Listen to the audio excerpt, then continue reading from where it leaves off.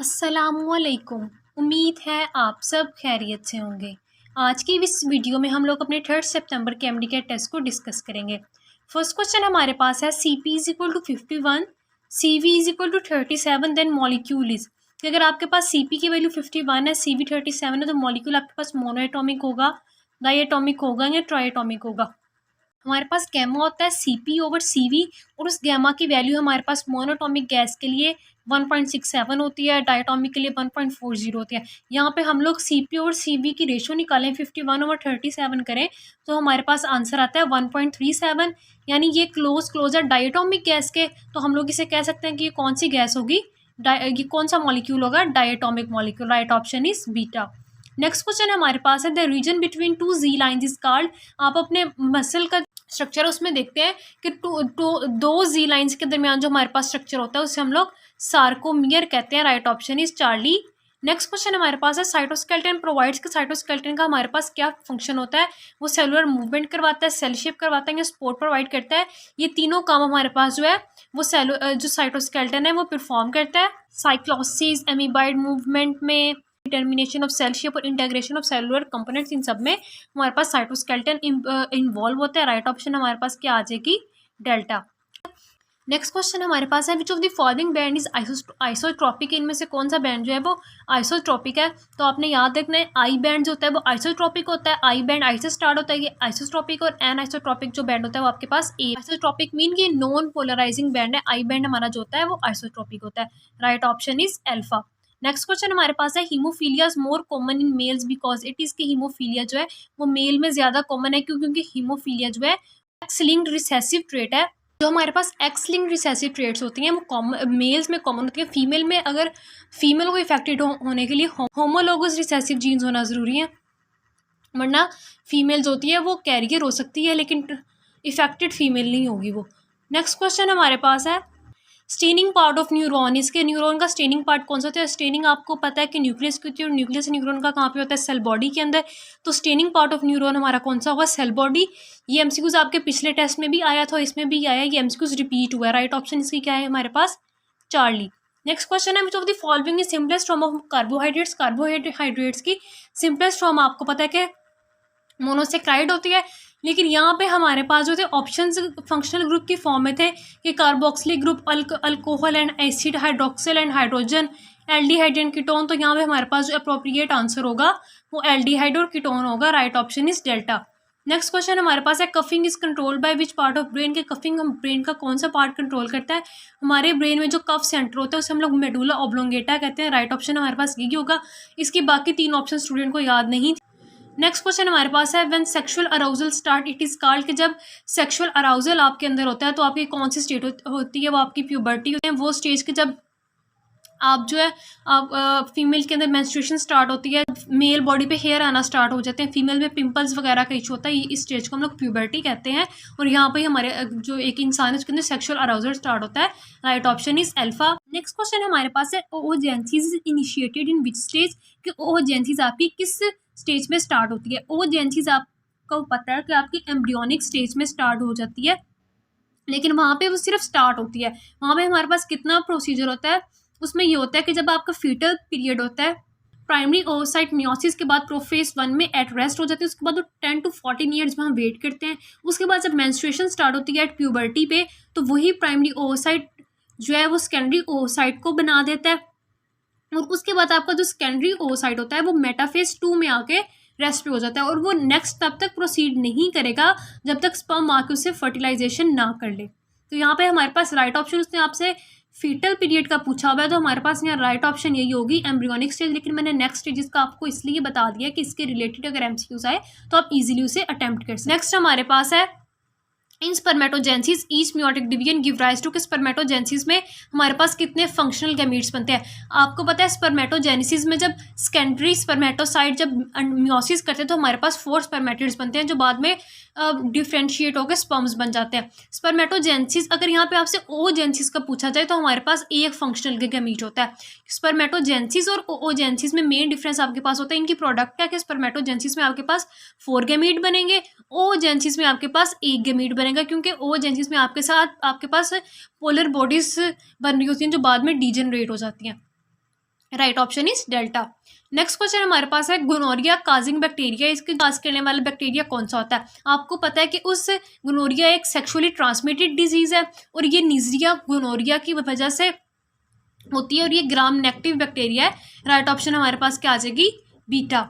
Next question हमारे पास है the gene which control ABO group has how many alleles in an individual, कि वो जीन जो एबीओ ब्लड ग्रुप सिस्टम को कंट्रोल करती है उसकी कितनी अलील्स होती हैं। आपने अपनी बुक में पढ़ा है कि हमारे पास जो हमारा एबीओ ब्लड ग्रुप सिस्टम होता है उसके अंदर हमारे पास 3 अलील्स होती हैं, IA, IB और स्मॉल आई। तो राइट ऑप्शन हमारे पास क्या आएगी, 3, चार्ली।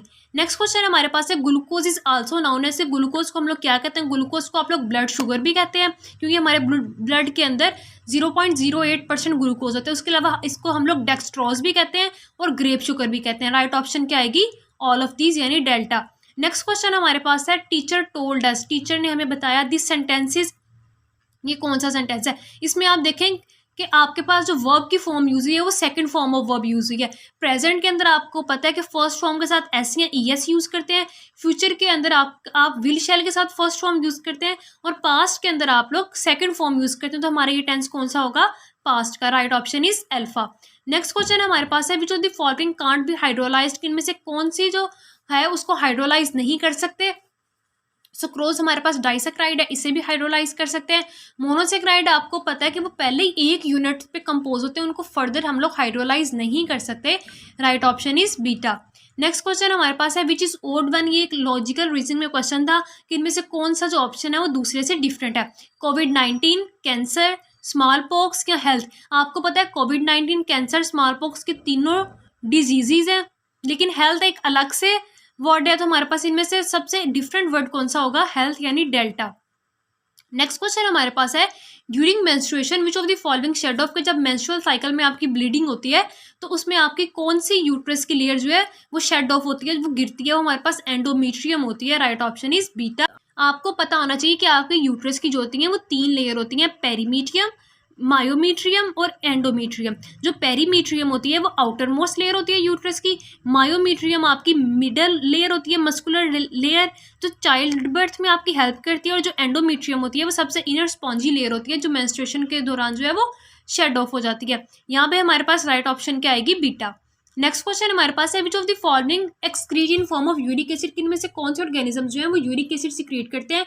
आपको पता है कि जो इक्वेटिक एनिमल्स हमारे पास होते हैं वो अमोनिया को सिक्रीट करते हैं, जो ह्यूमंस हैं वो यूरिया सिक्रीट करते हैं, और जो हमारे पास रेप्टाइल्स वगैरह होते हैं वो जो अपनी वेस्ट है उसको यूरिक एसिड की फॉर्म में सिक्रीट करते हैं due to restricted water supply. तो हमारे पास यहाँ पे राइट ऑप्शन क्या आएगी, अल्फा, यानी बर्ड्स जो है वो यूरिक एसिड की फॉर्म में सिक्रीट करेंगे। नेक्स्ट क्वेश्चन हमारे पास है which of the following is not mammal, कि इनमें से कौन सा जो ऑर्गेनिज्म है वो मैमल नहीं है। व्हेल भी आपके पास मैमल है, सील भी आपके पास मैमल है और वॉलरस भी आपके पास मैमल है, लेकिन जो शार्क है ये आपके पास कार्टिलेजिनस फिश तो है लेकिन ये मैमल में इंक्लूड नहीं होती। Right option is beta. Next question हमारे पास है which of the following has complex structure, इनके अंदर इनमें से किसके वायरस का जो स्ट्रक्चर है वो कॉम्प्लेक्स होता है। हर्पीज वायरस, इन्फ्लुएंजा T4, आपको अपनी बुक में पढ़ा हुआ कि जो T4 वायरस है उसका स्ट्रक्चर जो है वो सबसे कॉम्प्लेक्स होता है। Right option is Charlie. Next question है नंबर ऑफ कॉक्स, सर ये एमसीक्यूज भी आपका रिपीट हुआ है, ये पिछले टेस्ट में भी आया था। नंबर ऑफ कॉक्स हमारे पास क्या होते हैं, 6 होते हैं। Right option is Charlie. Next question हमारे पास है यूनिट ऑफ एनर्जी, ये एमसीक्यूज भी आपका रिपीट हुआ है। आप अपने PMC प्रैक्टिस टेस्ट को और आपके जो MD-CAT के टेस्ट हो रहे हैं इनको साथ साथ लाजमी प्रिपेयर करें क्योंकि एमसीक्यूज कुछ ना कुछ रिपीट हो रहे हैं अंदर। यूनिट ऑफ एनर्जी हमारे पास क्या है, जाउल, न्यूटन, वाट, किलोग्राम। सिंपल क्वेश्चन आपके पास एनर्जी का यूनिट जाउल होता है। Right option is alpha. Next question हमारे पास है which of the following contain 0.08% glucose, इनमें से किसके अंदर 0.08% ग्लूकोज होता है, वो हमारे पास ब्लड होता है। Right option is alpha. Next question हमारे पास है the emergency hormone is, emergency hormone हमारे पास कौन सा होता है, एड्रेनालाइन होता है, थायरॉक्सिन होता है, टेस्टोस्टेरोन LH। एड्रेनालाइन और नॉन एड्रेनालाइन आपके पास एमरजेंसी सिचुएशन में क्रिएट होते हैं।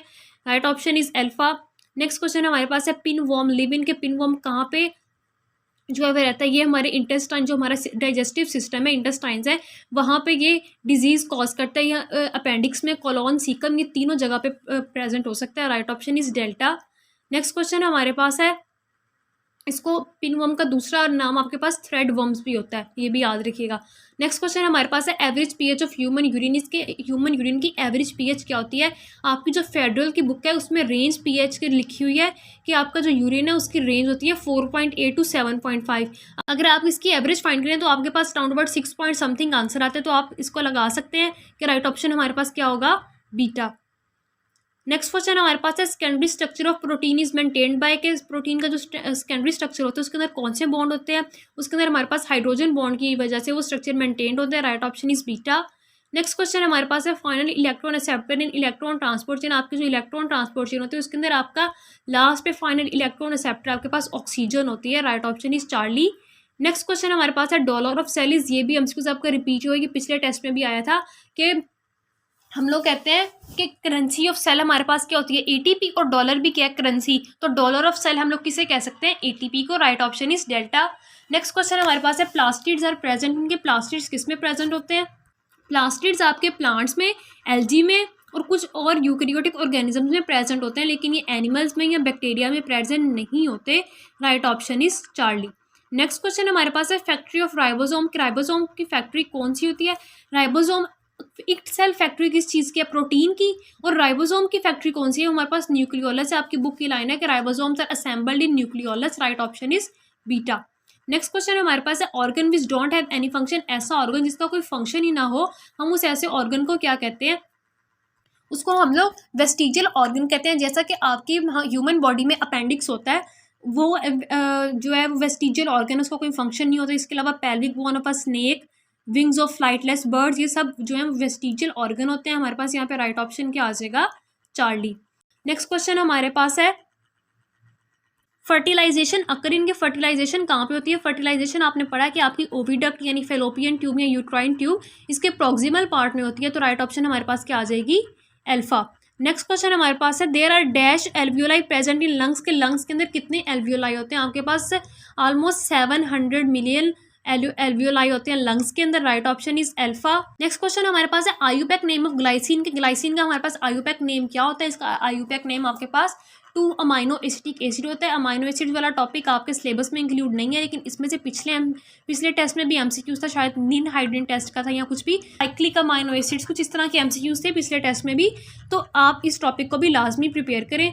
नेक्स्ट हमारे पास कुछ पॉइंट्स हैं, कुछ के बच्चों को वो न्यूमेरिकल पूरी तरह से याद नहीं, लेकिन इंपॉर्टेंट पॉइंट्स याद हैं कि इस चीज़ के रिलेटेड जो से एमसीक्यूज थे।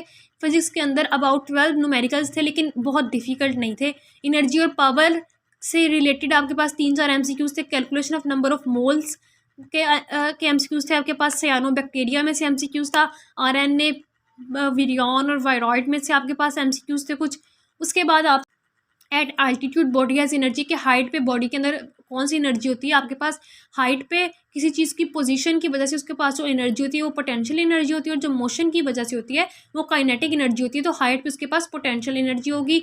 आपके पास पूछा हुआ था फॉर्मूला ऑफ पोटेंशियल एनर्जी आपने बताना था, वो आपके पास P=mgh होता है। टैक्सिस मूवमेंट के बारे में पूछा हुआ था। यूनिट ऑफ कैपेसिटेंस का पूछा था, वो आपके पास फेरेड होता है। और आपके पास क्वेश्चन था ईएमएफ स्टैंड फॉर। ईएमएफ से क्या मतलब है? आपके पास इलेक्ट्रोमोटिव फोर्स होती है, इसमें बीटा आंसर आएगा आपका। उसके बाद आपके पास क्वेश्चन है both husband and wife have normal vision though their fathers were colour blind. The probability of their daughter becoming blind is कि हस्बैंड और वाइफ जो है वो नॉर्मल थे, लेकिन उनके फादर जो थे वो कलर ब्लाइंड थे। तो उनकी जो बेटी होगी वो ब्लाइंड हो, उसमें कलर ब्लाइंड होने के चांसेस कितने होंगे? उसमें कलर ब्लाइंड होने के चांसेस हमारे पास 0% होंगे, क्योंकि आपको पता है कि ये जो ब्लाइंडनेस है आपके पास ये एक्स लिंक्ड रिसेसिव ट्रेट है, कि ये ज़्यादातर जो ये ज़्यादातर मेल्स को इफेक्ट करती है। ये डॉटर को तब इफेक्ट करेगी जब उसके मदर फादर दोनों इफेक्टेड होंगे, तब डॉटर में जो है ये डिजीज़ होने के चांसेस हैं। लेकिन इस केस में कि जब पेरेंट्स नॉर्मल हैं तो बेटी के ब्लाइंड होने के चांसेस नहीं है। हाँ, वो कैरियर ज़रूर हो सकती है लेकिन ब्लाइंड नहीं। सो राइट ऑप्शन क्या आएगा हमारे पास? एल।